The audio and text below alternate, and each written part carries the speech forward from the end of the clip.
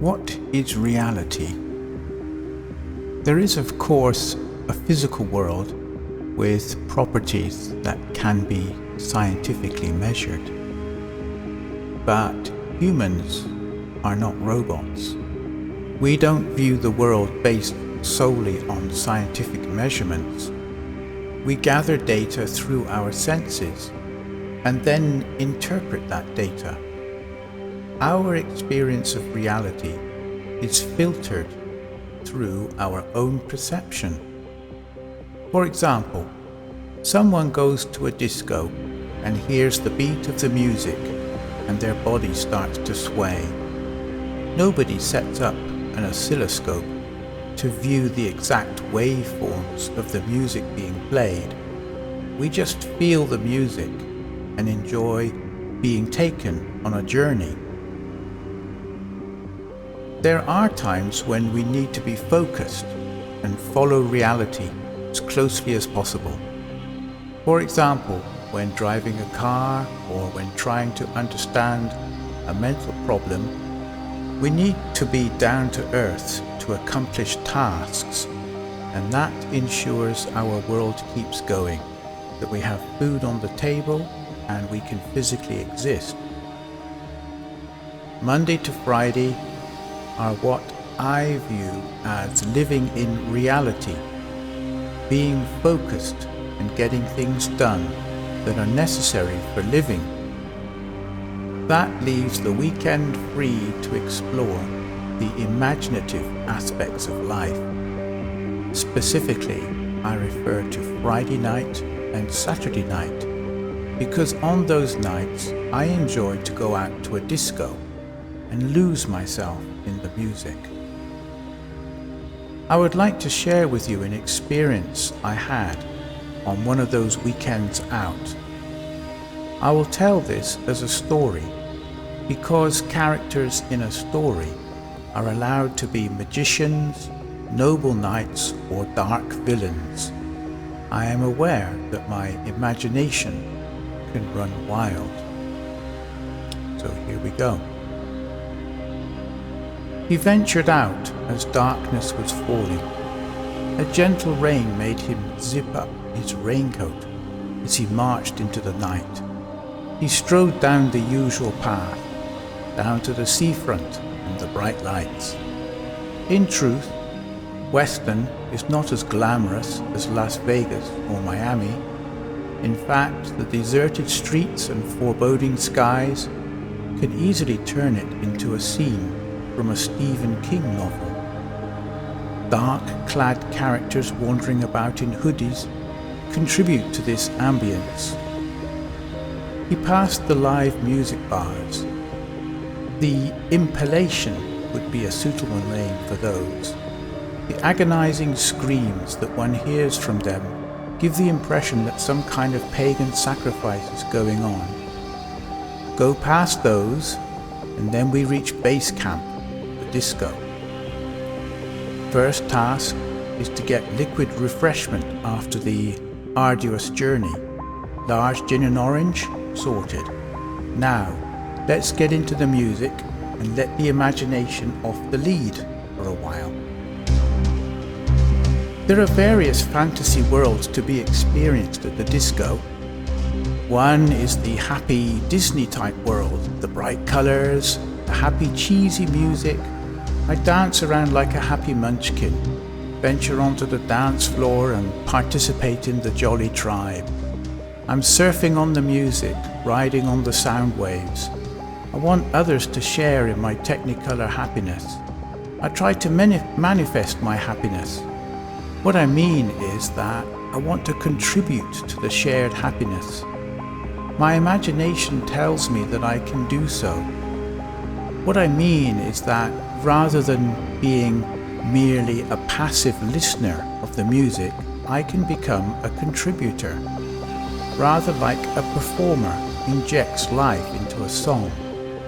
So I try to manifest what I'm feeling from the music, try to make the music come alive by throwing my body around and being animated.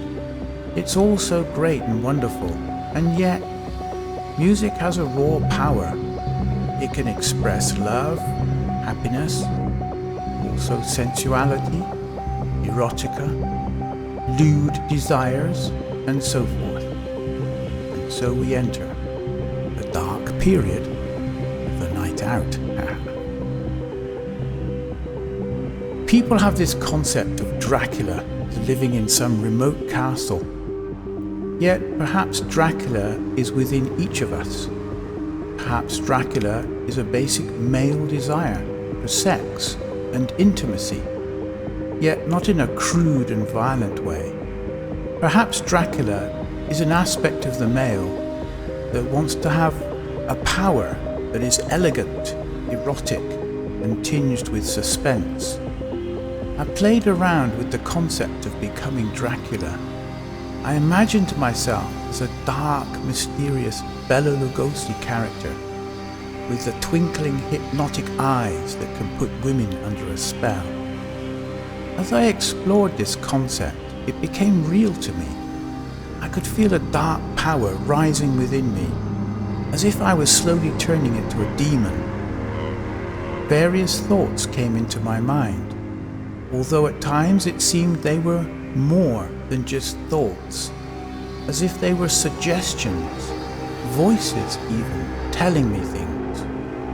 I formed the concept that becoming a Dracula is all about one's belief about oneself.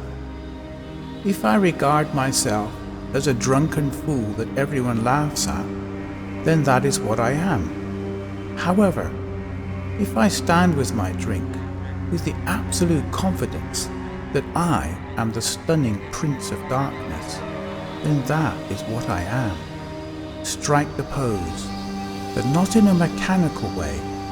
If you are a dark prince, then the pose comes naturally. While my imagination was off the leash, running wild, another part of the brain is saying, "Whoa, hang on, what's going on here?" But even that can be dealt with logically, because the answer is, well, isn't this the weekend? Surely I'm allowed to forego the usual norms at this time. And here in the disco, who cares what kind of fool I make of myself?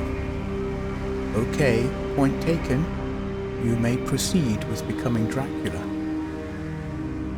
The disco has a lit up dance floor, large panels with red, yellow and blue lights that shine upward. This lighting from below is often used in horror stories. When I noticed this, it seemed to me that the disco turned into a witches' festival.